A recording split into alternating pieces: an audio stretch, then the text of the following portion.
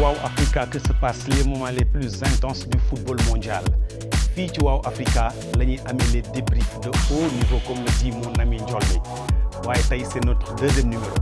Avant de commencer nag wala may jox parole sama frère yi je tenais à remercier les spectateurs yi nga xam ni on a eu un retour très positif. Donc début la mais vraiment Wow Africa sera là pour vous honorer, sera là pour vous montrer en fait les belles images, les plus belles réactions de cette Coupe du Monde. Ndiolmi lay dalalaat mon frère le Kébémer waa borom jokkul nga nuyu ñi nga xam ni mooy si waa Wow Africa yi lay seetaan. Bon mon frère Baye Dame maa lay ziar di ziar sama côté rek di ziar équipe technique bi di ziar borom kër di ziar internet Wow Africa TV yëpp voilà comme ni ma wax gars yi ñu continuer di ñu dooleel mooy abonné ak bi pour notification bi di ñu xaar bu baax a baax déglu ci après match ak avant match yi incha allah di nuyu waa Kébémer di nuyu tudd tànk particulièrement waa Diouf foofu la ñu baax di nuyu suñu famille di nuyu sama yaay di nuyu sama papa di nuyu sama frère sama sœur yi sama xarit yi sama am di jàmm yëpp. macha allah di nuyu sama xarit yi sama sœur yi sama am di jàmm yi noonu laay joxee Magna Reus moom tamit sama collaborateur bi nga xam ne moo nekk sama gauche mu nuyu ak ñi nga xam ne mooy les téléspectateurs de Wow Africa qui sont en train de suivre l'émission. Badam di la nuyu di la ziar di nuyu Ndiol moo nañ mon frère moom ñoo ànd si lépp di nuyu équipe type bi équipe technique bi di nuyu équipe type sax léegi benn la di nuyu aussi le DG di nuyu ñëpp ñu seetaan à travers Wow Africa comme ni nga ko waxee deuxième épisode la tey bëgg nañu dem ay épisode yu bëree bëri incha allah parce que on va parler football on va parler de l'équipe nationale du Sénégal di nuyu la famille su ma waxee famille rek di jiital ñaar bi rek saa bu defee nuyu naa ñëpp donc on va parler football incha allah. ñoo ngi nuyu ñun ñëpp ñun tamit suñuy famille di nuyu suñuy yaay di nuyu suñu xarit di nuyu suñu ñëpp mais tey dama gis ni premier numéro amoon na neexoon na mais tey déjà on a commencé par changer le décor déjà je vois des ballons je vois des maillots après dinañu wax lu tax mu jur waaye noonu laay ñëwee ci équipe nationale du Sénégal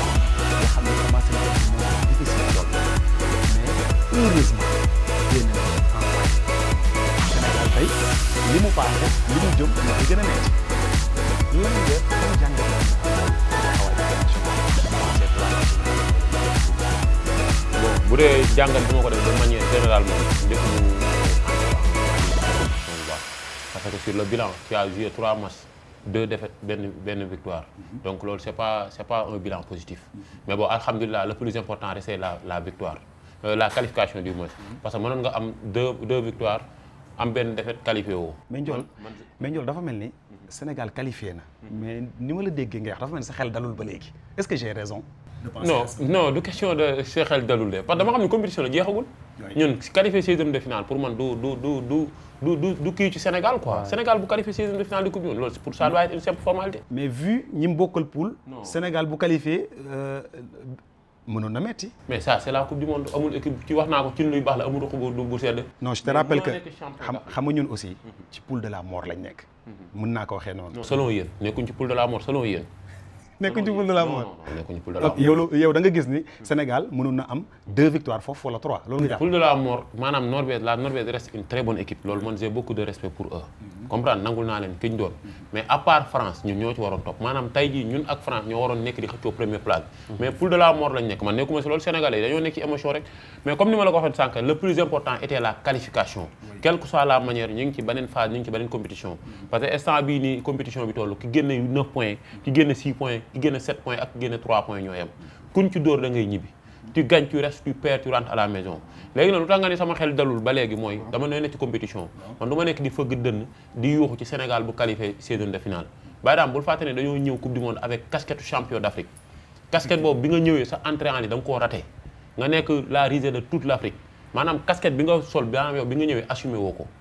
comprendre nga malgré qualifié nañ et tout parce que waruñu ne foofu parce que sport c'est un sport ingrat te il faut être exigeant te man dama exigeant moo tax dama ko gars yi angle de vision léegi nag beneen compétition mi ngi commencé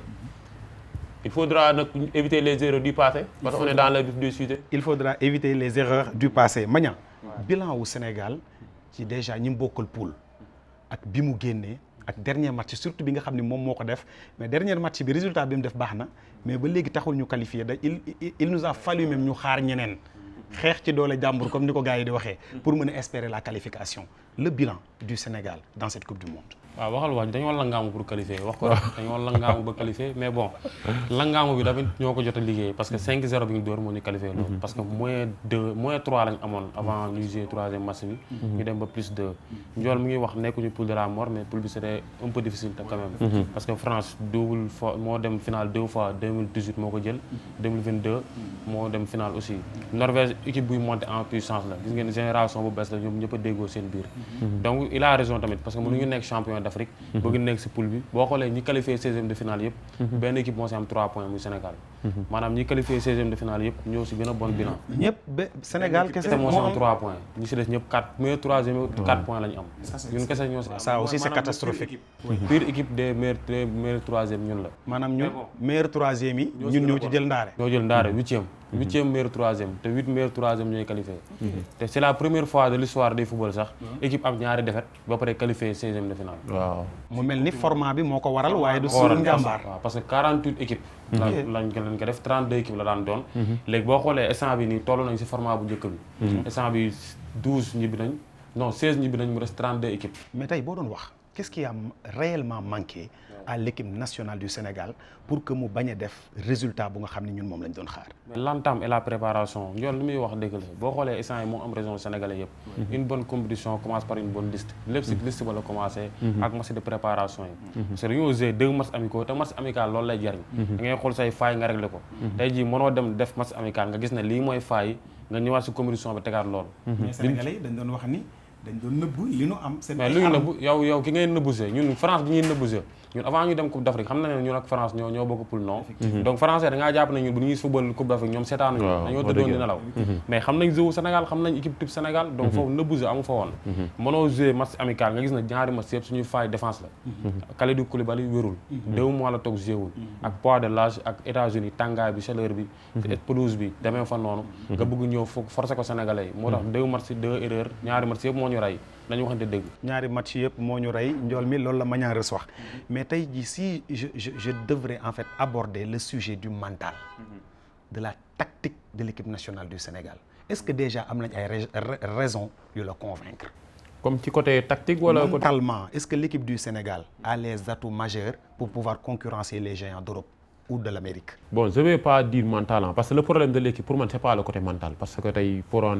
les joueurs sont assez majeurs et vaccinés. parce que ay professionnels yoo xam ne kenn la majeure partie wala ñi nga xam ne ñoom ñooy crème équipe bi wala ñoom ñooy cadre ils ont fait plus de 15 ans d'expérience. mais li tax ma wax loolu. mooy Sénégal bi mu dajeek France. xam nga Ibrahima Mbaye bi mu dugalee 2-1 la woon. ñun bi ñuy jubilé avant ñuy toogaat France déjà dolli nañu beneen te loolu suñu temps fort la waroon doon. non maanaam dañoo am faiblesse. man mais yow xam nga peut-être mën nga gis ni mental la waaw mën na nekk. mais man pour man le problème. c'est que dañoo am problème mu défense loolu moo nekk lacune Reus wax na ko. dañoo am problème mu défense inquiétude Sénégal ñun bu ñuy tiit suñu équipe dem ba amatuñ yaakaar ci équipe bi am njàqare ak c'est parce que amuñu défense bu ñu demee ba toog nii naan partie dañ ko wàcce ci défense bi nga xam ne am nañ problème tey jii nii do xalaatoo teg Mamadou Sarr xalaatoo teg Koulibaly xalaatoo teg ki nga xam ne moom mooy Abdoulaye Seck te pourtant ay défenseur central lañ ñëpp seen xel ci partie si la dem loolu mooy war ni problème ci défense la féete te moo nekk problème surtout maanaam défense moo nekk li gën a complexe ci li nga xam ne mooy équipe xam nga loolu dinañ ci ñëw après parce que dinaa la laaj poste yëpp bu ci nekk lan moo war a nekk taxawaay bi mais vu les joueurs yi nga xam ne moom la ñu am tey Sénégal style de jeu bi nga xam ne moom la ñu waroon a kii ban système tey ci la Sénégal waroon a samp pour am résultat. non Sénégal du problème mu joueur du problème style pour Pape Thiaw la non il faut dire le terme Badam le problème c'était Pape Thiaw parce que certes am nañ problème mu défense moom moo problème bi dafa lu tax ma lay wan moom la mi ngi commencé ci sélection bi parce que amoon na possibilité yóbbu défenseurs yu baax waxal beneen bi stop mooy mais Malang Sarr loolu ñëpp xam nañ ko boo mënul yóbbu Malang Sarr yóbbul Nabil Mendy Moustapha Mbow waru ko woon wàññi Moustapha Mbow bi nga wàññi certes def na match bu bon mais moo tane Koulibaly bu toog jéewul pour yow Moustapha Mbow moo tane Koulibaly bu jéewul léegi ma laaj la Moustapha Mbow mi nu wàññi pour yow kan moo waroon a génn à sa place damay la moo tane Koulibaly mi des kay loolu kay wax bu yàgg la dof moo ko moom wala déet dégg naa la parce que man xam nga lan laay demee football au niveau compétition la ak koo mën a doon boo compétir boo duggee ci see terrain daf lay weer da ngay perdre repère te loolu yaakaar naa ñëpp gis nañ ko ci kaaw Koulibaly comme daa nga baali ma léegi lu tax man la Pape Thiaw la encore ba léegi moom mooy choisir joueurs yi choisiruñ seen bopp te ñi war a football ñëpp xam ne ñun ñëpp tey jii première contre la France loolu ça peut se pardonner parce que boobu da doon testé équipe am premier match lay tous les grands courses du monde parfois dañuy jum ci seen ay composition mais fi ñuy mënantee mooy nga réinventé wu nga réajusté wu nga rectifié wu mais li gën a bon mooy nga def erreur ba pare ci entêté wu dëgër ci bopp il fallait pas amener le deuxième le même 11 contre la Norvège. loolu laa ko pardonné parce que loolu faute professionnelle la. andi nga 11 contre la France nga ñàkk sa waay il fallait changer l'équipe mu andi beneen équipe andi yeneen joueur andi yeneen profil renforcer li nga xam moom mooy défense bi parce que défense bu fekkoon oto la man la moom mooy moteur oto bi bu baax doxee oto bi dox bu doxul oto bi du dox pour man daal l'erreur bu lépp moom ci kaw Pape Thiaw laa koy teg. Reus vu li ñu wax lépp ak li ñu dund lépp ci 3 matchs coupe du monde yi lan mooy les 3 leçons peut-être boo doon joxe 3 leçons à retenir pour l'équipe du Sénégal yan ñetti leçons yan la ñu war a retenir. première leçon mooy am nañ suñu attaquant pointe. muy kan Ismaïla Sarr. parce que depuis CAN Jackson moo fa doon jouer mais il ne marque pas xam nga man la laay bañ. li gars yi naan ay attaquant da ngay sonal défenseur da ngay faire attaquant c'est marquer des buts. waaw Erling Haaland gis nga 5 buts la am si compétition bi. te pourtant gars yi ñoo ko gën a technique ñoo ko daax football mais il marque. attaquant c'est marquer des buts. te gars yi dañ koy escalier ba doyal. exactement benn erreur daf lay punir. mosoo dégg équipe gagné na match te dugal. mais ñooñu lan mooy seen différence par rapport ak attaque Sénégal bi. attaquant pointe yooyu la mooy différence bi entre par exemple Erling Haaland ak Jackson. c'est quoi la efficacité. loolu laa lay wax ni efficacité Jackson boo xoolee techniquement moo daax football Haaland mais Haaland moo ko gën a efficace. te football au niveau foofu la toll ku la ëpp lay bii moo lay gagné. donc Ismaïla Sarr gis nañ ne avec Crystal Palace saison bi yëpp poste boobu la doon évoluer ba dem ba jël si Ligue Europa Conférence ñu ñëw Sénégal gars yi doon ko teg si côté bi mais Pape Thiaw dafa dem ba xam ne doxul mu indi ko si pointe bi instant yi dugal na 3 buts le meilleur buteur sénégalais de l'histoire en coupe du monde avec 4 buts waaw aussi gis nañ ne Koulibaly tamit wane nañ boppam ne moom il peut pas xaw ma nag contre Belgique dina ko indiwaat ou pas non xalaatu ko voilà donc Iliman Ndiaye aussi gis nañ ne mu ngi jóge si banc bi mu ngi ñëw aussi gis nañ ne Ibrahima Mbaye peut-être ñi nee na joker la ñi nee nañ dafa war a titulaire ñi nee nañ keroog militaire dinañ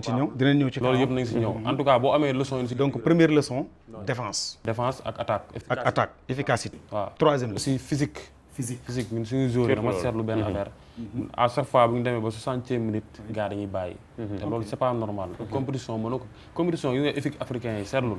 ñu éliminé ñëpp fin temps lañ leen dugal effectivement te loolu c'est pas normal du tout ñu nga football 90 minutes la ba tey ci Côte d'Ivoire ba tey gars yi ñu dugal yëpp fin temps lañ leen dugal donc physiquement te ñun africain li war a nekk suñu atout numéro 1 ci coupe du monde yi mooy physique aspect physique européen dañoo war a football ak ñoom buñu bàyyi waruñu bàyyi aspect physique donc Ndiol yow say trois yi nga xam ni moom ngay wax pour que Sénégal mën a def compétition bu baax les 3 choses à améliorer comme tu le dis muy Pape Thiaw mettre les hommes qu'il faut à la place qu'il faut loolu moo ci jiitu te moo ci ëpp solo. waaw coach waaw. parce que instant yi gars yi sénégalais yëpp ñu ngi tiit ci Belgique yooyu man tiital ma Belgique de. Pape Thiaw nga ragal maanaam yow ragaloo Belgique Pape Thiaw nga ragal. Pape Thiaw laa ragal est-ce que parce que ñëpp instant bi nii sénégalais yi am nañu yaa ngi dégg ñu koy ruumalaat di ko wax ci suuf est-ce que doon di Koulibaly mi ngi entraîné naa la Koulibaly na entraîné loolu la war de parce que jour la dañ ko convoqué mais j'espère que Pape Thiaw entraîné pour football loo ko. gis nga Baye Dame man li ma doon wax rek laay wax instant bi l'erreur n'est plus permis c'est du sérieux c'est du très sérieux ku jum ñibbi tu as vu la Côte d'Ivoire tey jii de ku seetaan match bi moom Norvège xam ne moo mérite woon victoire bi mais du mérite kese ak football kese maanaam coupe du monde de haut niveau ak fi compétition bi toll nga xam ne on est dans les phases d'élimination directe tous les détails comptent c'est du très sérieux Lamine Yamal sànq maa ngi dégg mu koy wax seen conférence de presse mu ni instant bii ni ñu toll ni la vraie compétition commence te wax na lu am solo te gën xam nga France mi ngi joué am na 9 points Norvège bi xaw ma nan la génne bu ko dóoree moom mooy ñibbi beneen compétition mooy commencé et tous les détails comptent erreur boo def tu vas le payer cher léegi nag match de poule def ngay erreur équipe X wala équipe Y gagné nga langaama comme ni ko Reus waxee ba qualifié amatu ci kenn ku si nekk yaa yor sa destin en main booy juum di ñibbisi en tout cas fii laa koy bis bu Pape Thiaw juumee ba andi Koulibaly wala mu def lu baaxul dañuy takk suñu ay bagages ñibbisi voilà bon on est à un moment de la compétition où une défaite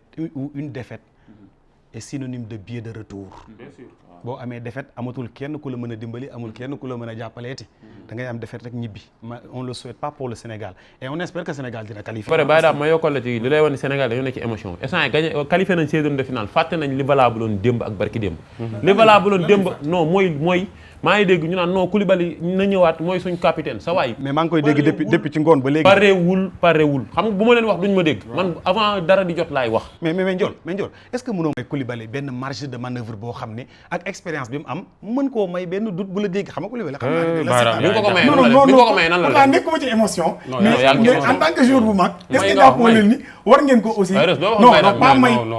pas may chance pas may place. mais ngeen xam ni au moins mën na ñëwaat. mais yow instant yow yaa ko waxal sa bopp yaa ngaa wax tontu sa bopp nee nga compétition bi instant fi mu toll booy football avion bi day taxaw si biti billaahi da ngay toog rek dugg néem ñibbi te américain am nañ fulla boo xam ne boo toogee doo fa fanaan di reer ak ndekkeek da ngay toog rek ñibbi direct donc amuñu lu ñuy essayer ay may dañ toog ñi pare Pathé Ciss il est prêt saison bi yëpp ak central la ko joué mais kon ni ma la dégg mooy un choix sur Koulibaly est inévitable actuellement. non man moom bu ma doon teg moom bu doon man maay classé Pape Thiaw nag bu ko neexee mu teg comme que moom kenn mënu ko wax lu mu dégg bu ko neexee mu teg mais man su ma doon teg sama fukki xel ak juróom-ñaar may ma teg Koulibaly waaye même boo ko doon teg li la defoon ni moom même bu koy teg muy dox sax waru ko teg football dafa am yoon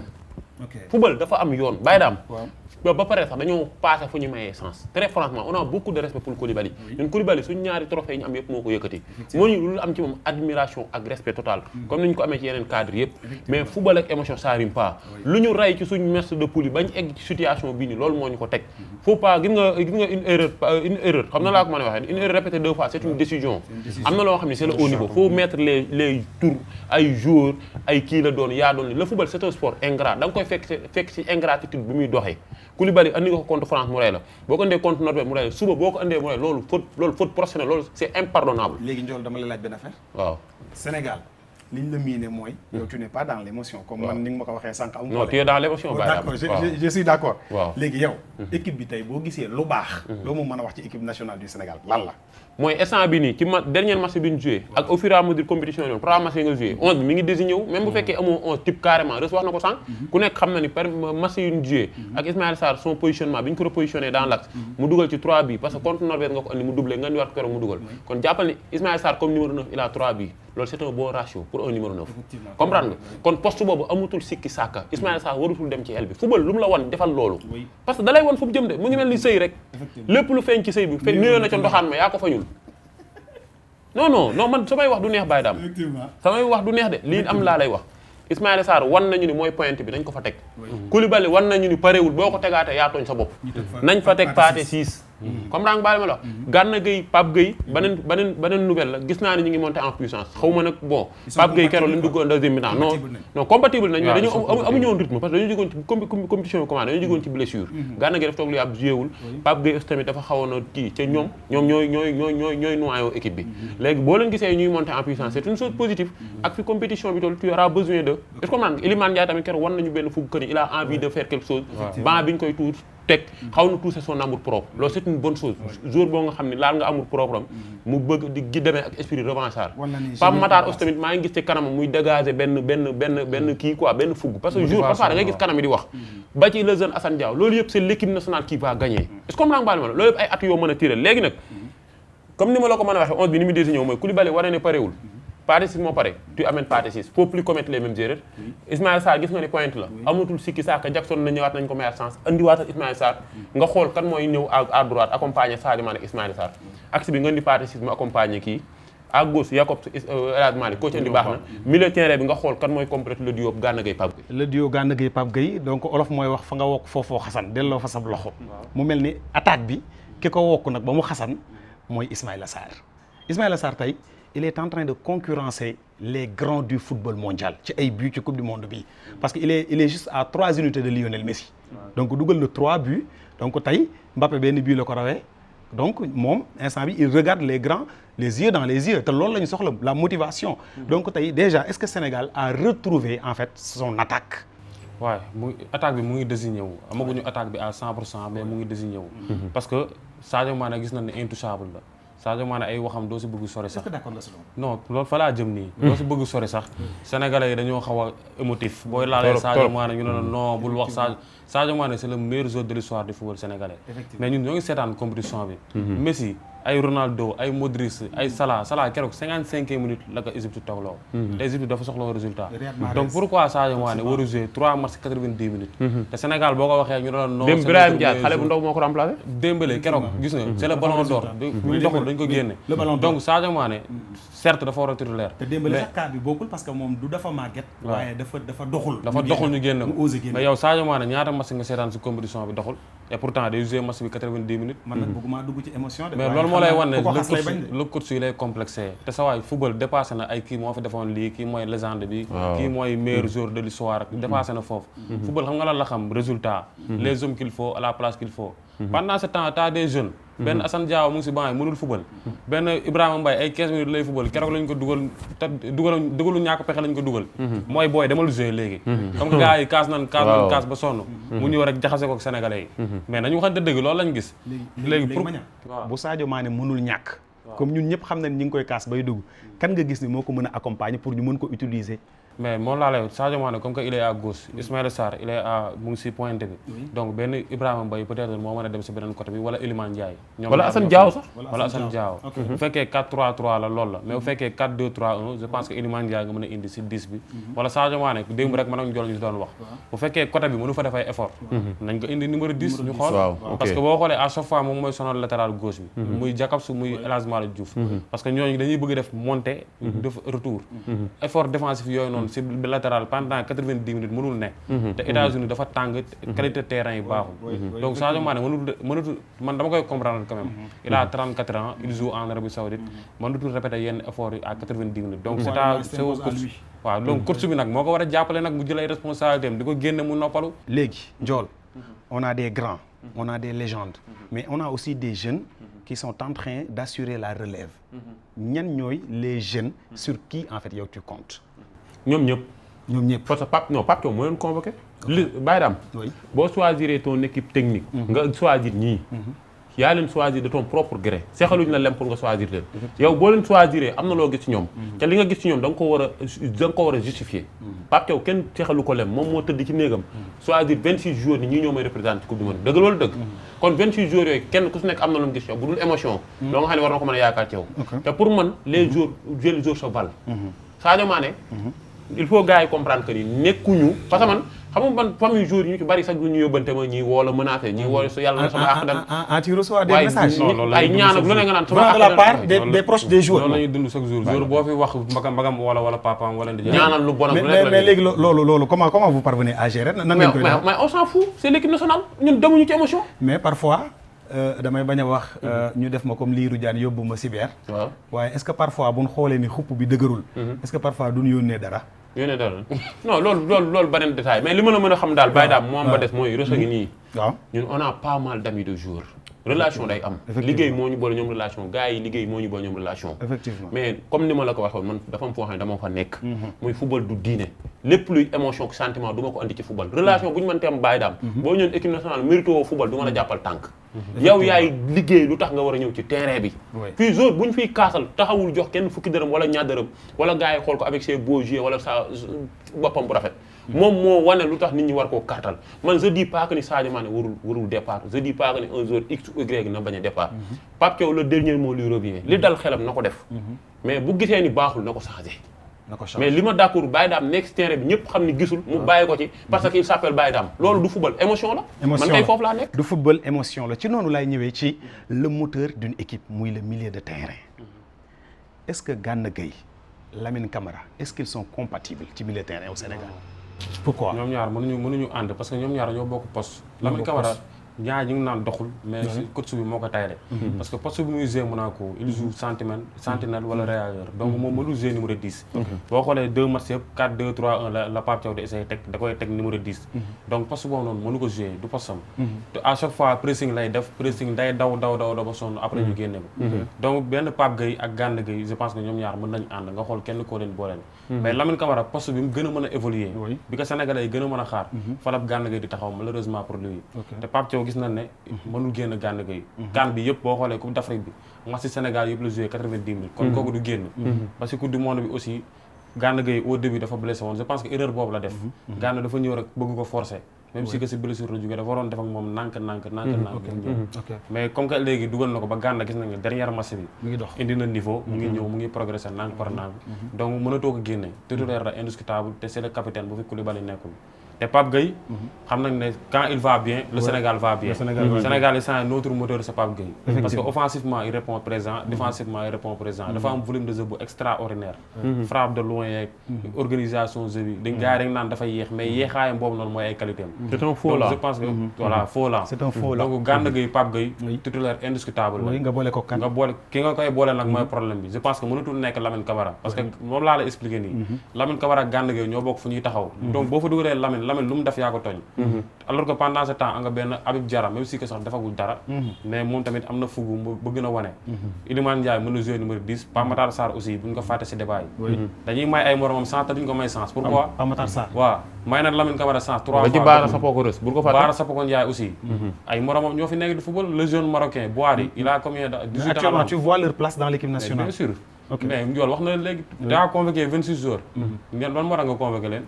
joueur boo convoqué am nga yaakaar si moom wala da nga leen convoqué pour ñëw ñu entraînement di mottali effectivement donc boo convoqué 26 joueurs da nga war a compter si joueurs yëpp loolu laa lay wax nii Ndiol milieu terrain égale récupération création ak projection yow ci yan ñetti nit ngay retrouver wu pour milieu de terrain wu Sénégal bu idéal non milieu de terrain bu Sénégal moom c'est Gana Gueye Pape Gueye ak ku ci yokk léegi lu tax équipe bi xaw a noyé Reus wax na pourquoi ngeen am équation ku ci yokk lu tax mënoo leen ma wax kenn koo xam ne mën na si yokk parce que boo ko waxee tamit Pape Thiaw du ko def maanaam ba pare que tamit dañuy gis muy insisté ci benn affaire Lamine Camara Gana Gueye Sénégalais yëpp xam nañu ça marche pas ñoo bokk fu ñu football non seulement ils ne sont pas compatibles mais boo tegee Lamine Camara ci terrain bi rendement bu Gana Gueye bi day wàññeeku rendement Lamine Camara day wàññeeku exactement comprends nga baax li ma la parce que même profil la même rendement la comprends nga baax li ma la léegi nag pièce bi nga xam ne moom manque ci puzzle bi moom lay chercher mu nekk beneen jour boo xam ne day nekk beneen profil bu différent ak bu Gana Gueye Pape Gueye parce que Pape Gueye lu tax mu extraordinaire gars yi c'est le moteur de l'équipe c'est le catalyseur mooy profil bu Gana Pape Gueye amoo ko ci équipe bi moom moo ci nekk seul gaucher moo ci am taille bi mu ci am moo ci def frappe lointaine moo ci am précision de frappe moo ci am vision de jeu bi mu am daal c'est extraordinaire pour man daal moo nekk le seul joueur boo xam ne il est irremplaçable bu ci nekkee au niveau du milieu de terrain je vous rappelle que ñi ngi dalal Ndiol mi ak Magnan Reus ñi nekk ay passionnés de foot Sénégal nag déjà au début peut-être mën nañu bañ a comprendre mais maintenant dañuy comprendre xam ne nous tous nous aimons l'équipe fii amul ko fi bañ joueur amul ko fi jàppal tànk kenn mais on a visé en fait benn mbir mooy l'objectivité ñun ñëpp dañoo bëgg loo xam ne ñun moom la ñuy dox pour que Sénégal jëm ci kanam ci loolu laay ñëwee ci les adversaires du Sénégal ñi ci des ñii bu fekkee amuñu équipe yu baax ba jaaxal ñu lool am nañ expérience ba jaaxal ñu lool te ki ci njëkk ku ñu war a am mooy Belgique Magnan Belgique déjà xam nga dañ doon wax Haaland ci Norvège di wax Ødegaard di wax Sorloth te ni ñu ko waxee noonu noonu lañ ñëwee appliquer li ñu metti lépp ñooñu ko teg ñee ñëw am Kevin De Bruyne vrai bu fekkee sax mag la waaye mag moom lu màgget dese na ay ngalaju am Doku mi nga xam ne bokk na ci ñi gën a sawar ci àddina Belgique am Lukaku ba pare am un grand gardien Courtois nos chances ci match Sénégal Belgique est-ce que les chances sont nombreuses pour yow 50-50 la de 50-50 waaw match boobu loolu laa gis ku ne mën na rey sa morom mais attention mënuñu Belgique de Sénégal mënul Belgique non maa ngi gis gars yi am Belgique ñu ne gars yi kontaan man ci gars yi laa waaw non yaa ngi si erreur yaa ngi nelaw nag mënuñu Belgique loo ko ëpp da nga ko gën a baax ay joueurs laaj ko Paraguay ak Allemagne ku man rek waaw instant bi nii compétition yi fi mu toll nii ku ne mën na rey sa morom man damay jàpp ne 50-50 la léegi nag di gars yi wax yëpp moo dégg Pape Thiaw instant yi fii la ñuy xamee ndax course bu aay la wala du course bu aay gars yi yëpp sénégalais yëpp nee nañ tiituñu équipe bi Pape Thiaw lañ tiit donc c'est à lui de mettre les hommes qu'il faut à la place qu'il faut match bi engagement lañ laaj volonté instant ñi toog dañuy xaar dañoo bëri Sénégal champion d'Afrique warul toogee 16e de finale loolu warul ne donc ñun bu ñu toogee 16e de finale bi kon mérité wuñu woon gagné coupe bi kon ñu bàyyi nañ jox Maroc coupe bi garaaw dañoo war a prouver que nous sommes les vrais champions d'Afrique face au Belgique même si que sax yor nañ ay joueurs extraordinaires mais nekkatul De Bruyne prime De Bruyne bi nekkoon City def ay 14 passes 15 passes 17 passes De Bruyne cette saison avec Napoli 5 passes a def Lukaku il joue pas tu vois benn Doku moo fa nekk joué saison bi yëpp mais Doku c'est maîtrisable Krépin Diatta xam nga ne mooy loolu moom daanaan la da koy gérer donc man si côté yi amu si problème si milieu bi daal la am problème mooy seen numéro 10 parce que démb rek maa ngi koy wax Ndiol équipe bi ñu gën a sonal mooy système 4-2-3-1 la ñuy teg système boobu dafa sonal Sénégal trop te Belgique système boobu la yor donc c'est à Pape Thiaw de répondre course loolu la boo nekkee sa moromu course muy tegee da ngay teggi parce que dafa tase ak Didier Deschamps France ñu def 45 minutes effectivement yu metti deuxième mi-temps Deschamps teg moom mënul teggi ngay xeex ak nit muy dóor te doo dóor tu vois nga toog 75e minute mënoo def changement loolu c'est pas normal donc li gars yi wax yëpp man foofu laa ko kal Pape Thiaw moo war a gagner match bi Pape Thiaw moo war a gagner match bi ci noonu lay ñëwee ci njool nga wax ma est-ce que on a des chances devant Belgique bi nga xam ne moom laa tudd léegi nii mais loolu mooy Cheikh Ibra Baye Fall la évidemment gëm tu y crois non may déggoo ma la wax man awuma problème adversaire sa waay bu doon Angleterre la sax amul problème mais daal li ma la mën a wax mooy li Reus wax moom moo si nekk mënuñu Belgique du ma ni Belgique moo ñu mën de mais mënuñu Belgique loolu il faut mu leer 50-50 la si c'était Angleterre en face jàppal ni ingrédients yi ngay def pour dóor Angleterre boo ko deful doo dóor Belgique c'est de ça qu'il s'agit jërul sax chercher par quatre chemins chez le haut niveau à ce stade de la compétition les grandes équipes vont montrer leur vrai visage wax naa la ko sànq c'est du sérieux c'est du très très sérieux faudra mettre du sérieux que tous les détails comptent muy course bi muy impact physique bi muy concentration bi muy réalisme efficacité bi défense bi loo bàyyi tu vas le payer cher gis nga ko tey Côte d'Ivoire il a géré il a eu des occasions lépp la mandé dernière occasion centre bi mi ngi décalé 3 jours dem def pompé ñu fàtte le tueur da lay punir boo amee dugaloo bu adversaire bi amee daf lay dugal boo tegul défense bu baax loo football wala loo dugal défense bi daf koy encaisser course bi tamit daf kiy jouer maanaam tous les détails comptent bàyyiwuma dara muy course bi ba ci jour yi organisation la boo ci bàyyee dara dañ koy démanteler comme naa bàyyi mal démb tu as vu le course du Maroc Brahim Diaz mënoon na ni Brahim Diaz la c'est le leader technique Real Madrid la nekk mais daf ko génne xam na ni Brahim apporté ko daf ko génne dugal booy bam 20 ans Amrabat légende la Maroc seen campagne bi ñu defoon en 2022 moo nekkoon ci milieu terrain bi le jeune Boadi booy bam 18 ans mooy football ci kawam dama dégg ko mu def discours bu ma neex mu ni amal 35 ans amal 17 ans moom il regarde pas l'âge coach du Maroc mu ni moom méritocratie lay demee ak performance boo amee 35 ans amal ko njariñ yow yaay football boo amee 17 ans amal ko njariñ yow yaay football foofu laa bëgg Pape Thiaw demee fi en tout cas contre la Belgique que match bi mi ngi nekk ci loxoy Pape Thiaw faudra une discipline tactique mettre les hommes qu'il faut à la place qu'il faut am organisation défensive bu solide am réalisme am efficacité am concentration parce que de la première à la 90e minute boo concentré wu ba 70e minute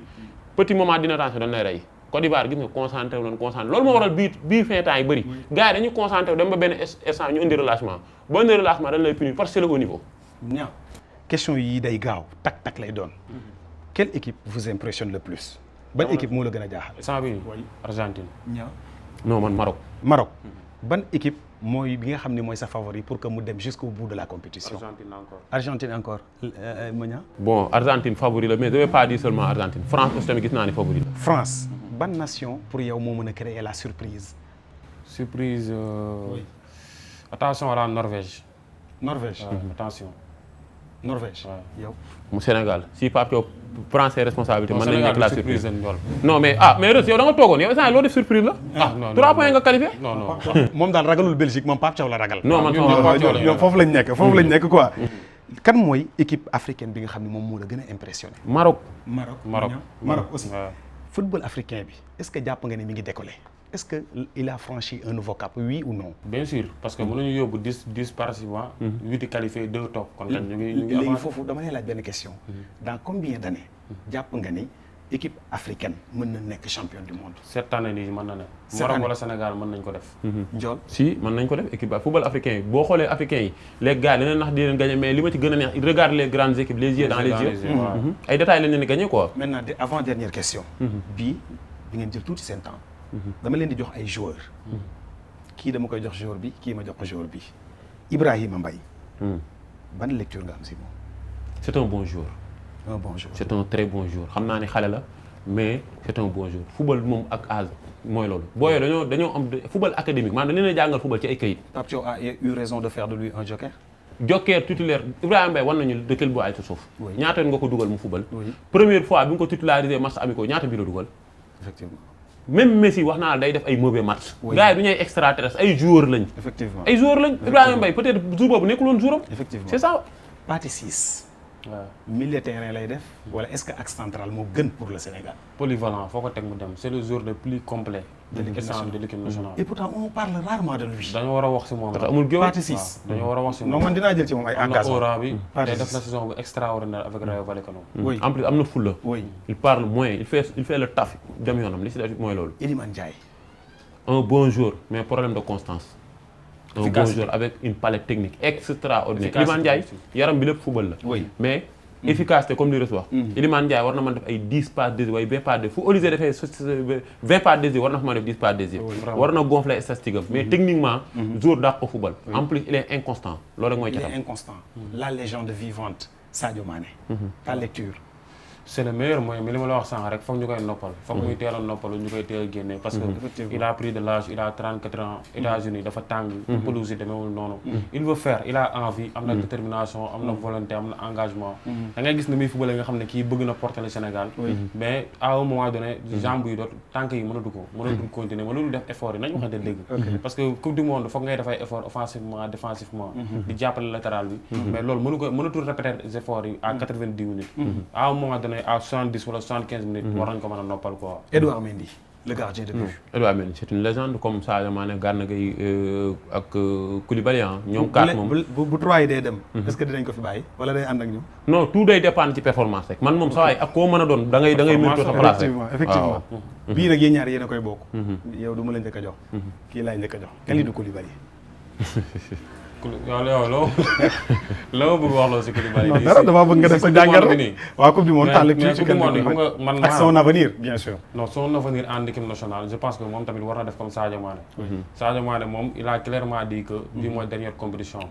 instant bi am nañ ay jeunes yoo xam ne ñu ngi ñëw ay Moustapha Mbow ñoom Nobel Mendy ñoom Malang Sarr sax du jeune mais am na avenir équipe nationale mën nañu jouer 2 ou 3 compétitions il a tout fait pour l'équipe nationale suñuy 2 coupes yëpp moo ko yékki mais instant bi nii gis nañ ne il a pris de l'âge xam nga championnat Arabie Saoudite la ne niveau bi demeetu fa noonu je pense que s'il est bien bu fekkee ne moom il est apte à jouer war a mën a jouer mais moom tamit warul jiital intérêt personnel dafa war a jiital intérêt de l'équipe nationale parce que bu jouer parce que moom moo d'accord parce que Pape Thiaw avant muy teg équipe type avant muy teg classement am day woo le capitaine les cadres waxtaan seeg ñoom donc ñu ngi wax ne moom Pape Thiaw ko teg mais moom tamit am na si responsabilité boo demee ba gis Pape Thiaw teg ko parce que moom wax na Pape Thiaw man je suis apte à jouer alors que moom si boppam xam na ne il n'est pas à 100% donc foog muy jiital intérêt de l'équipe nationale ba ñu jiital intérêt boppam. Ndiol Kalidou Koulibaly. mais li Reus wax rek Koulibaly moom c'est notre Koulibaly on a beaucoup de respect pour lui mais si on met les émotions les sentiments de côté Koulibaly waruñu ko woon a sélectionner ci liste bi maanaam parewul pour jouer tournoi dafa gàtt c'est 1 mois pare woo man fa ma nekkoon laa nekk Koulibaly parewul dugal ko ci terrain c'est suicidaire fa ma nekkoon laa nekk de du ma si jógee c'est risqué à part nag li mu defal Sénégal moom on lui sera éternellement reconnaissant mais aussi tamit jàpp naa ne bu ñu ñëwoon ba coupe du monde bi kii moom ak Sadio Mané pour man ils ont touché le Graal ñu ngi ci terminus clap de fin daal terminus clap de fin ci loolu laay jaaree ñu am Belgique Magnan bi 30 secondes lay durer nga jox ma sa 11 de départ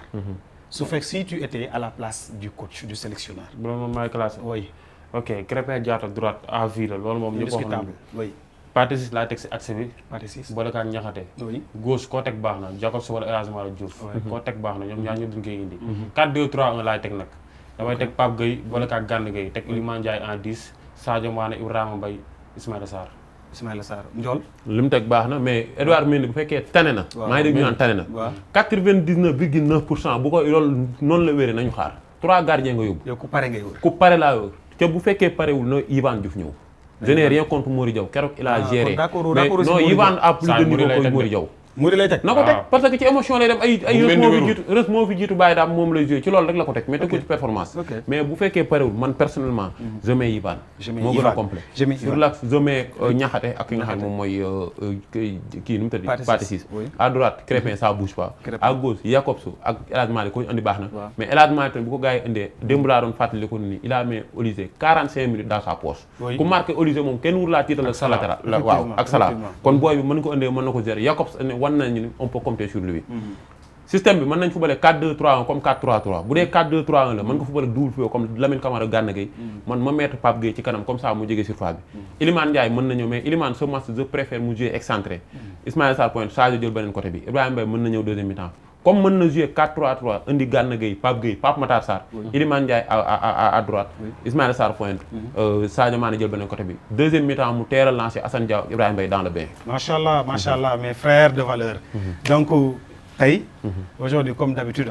notre directeur général que je remercie que ça soit en public ou en privé du fait de sa marque de générosité tey dañuy tey demoon ngeen ñëwaat du ngeen ñibbeek loxo yi neen moom may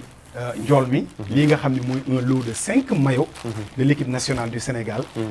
pour mu may ko ses followers yi nga xam ne ñu ngi lay suivre te parfois ñoom ñoo leen di yokk doole mais yéen aussi war ngeen leen a delloo njukkal donc te tey l'actualité c'est l'équipe nationale du Sénégal yow tamit Magnan xam naa après ngeen koy mixé moo tax xam nga nan lañ loolu la laa ci yokkal waaw comme grand bi ñu koy remercier de passage bien sûr moom dafa def li ndax équipe nationale bien sûr